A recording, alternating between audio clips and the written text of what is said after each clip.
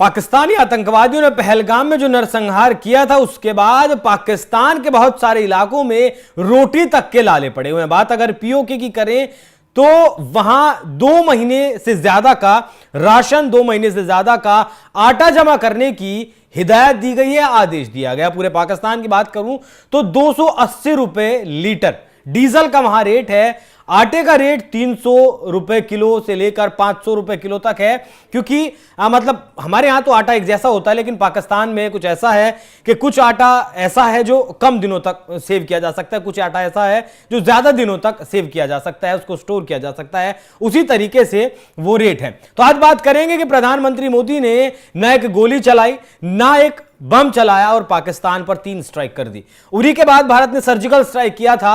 वो दुनिया ने देखा किस तरीके से पाकिस्तान के आतंकवादियों को उन्हीं के घर में घुसकर हम ढेर करके आए थे। उसके बाद पुलवामा हुआ, पुलवामा के बाद बालाकोट में हमने स्ट्राइक किया, जहां सैकड़ों आतंकवादियों को मौत के घाट उतारा। वो भी दुनिया ने देखा। लेकिन इस बार पहलगाम में पाकिस्तान ने जो किया, उसके बाद भारत की तरफ से जो स्ट्राइक की गई है, वो दिख किसी को नहीं रही है।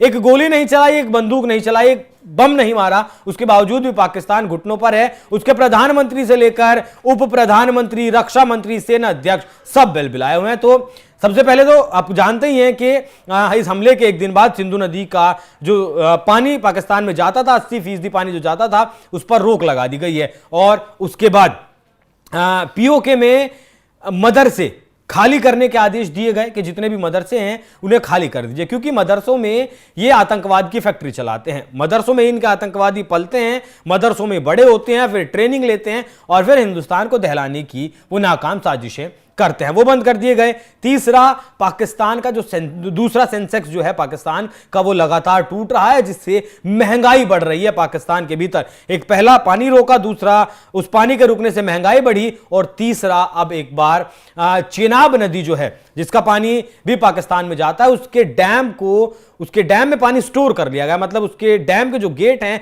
जो पानी पाकिस्तान जाता था, वो बंद कर दिया गया। अभी हमारे यहां गेहूं की कटाई हुई है, उसके बाद अगली फसल बोने का जो है वो नंबर है। अब ऐसे में जब पानी नहीं जाएगा तो फिर अगली फसल की कैसे बुआई हो पाएगी? वैसे भी चावल की शायद अगली फसल लगने वाली है, बहुत से इलाकों में उसे पानी ज्यादा चाहिए होता है। तो ये भारत की तरफ से 3 स्ट्राइक एक साथ की गई हैं। सबसे पहले पानी सिंधु नदी का, दूसरा आटे की जो मार है, रेट लगातार आटे के बढ़ रहे हैं, स्टॉक किया जा रहा है। एलओसी से सटे हुए जो नजदीक के इलाके हैं एलओसी के, उनमें 2 महीने से ज्यादा का राशन जमा करने की बात कही गई है। और जो इलाके बिल्कुल कटे हुए हैं या फिर जहां बर्फ ज्यादा जमती है, नवंबर, दिसंबर, जनवरी के आसपास जहां बर्फ ज्यादा जमती है, वहां और ज्यादा, मतलब 3 से 4 महीने का राशन जमा करने की बात कही गई है। तो पहले प्यासा मारा, उसके बाद अब भूखे पाकिस्तान को मारने की, पाकिस्तान भूखा मरने की नौबत भी उसके पास आ गई है।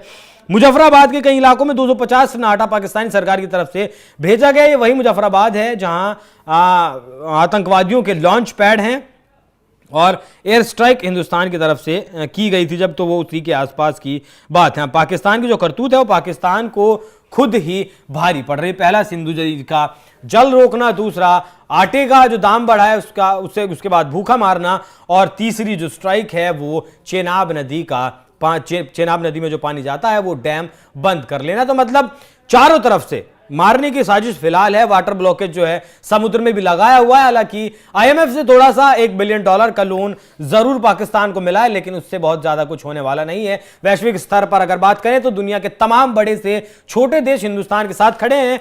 कल तो यानी 3 मई को रशिया ने भी ऐलान कर दिया कि वो खुलकर हिंदुस्तान के साथ खड़ा है।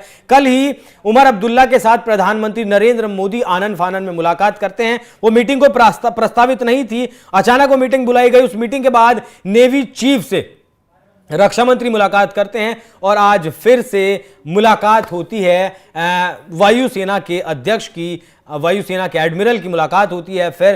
तो ये तो है कि कुछ होने वाला है, क्या होने वाला है उसकी जानकारी अभी किसी को नहीं है, लेकिन जो भी कुछ होगा वो ये तो जरूर है कि ऐसा होगा कि जिसके बाद पाकिस्तान पानी तो नहीं मांगेगा। हालांकि पानी उसे वैसे भी नहीं दिया जा रहा है और उसके बाद वो हिंदुस्तान की तरफ आंख उठाकर भी नहीं देखेगा। बाकी इन 3 स्ट्राइक पर आपकी क्या कुछ राय, कमेंट कर अपनी राय हमें जरूर बताइएगा। नमस्कार।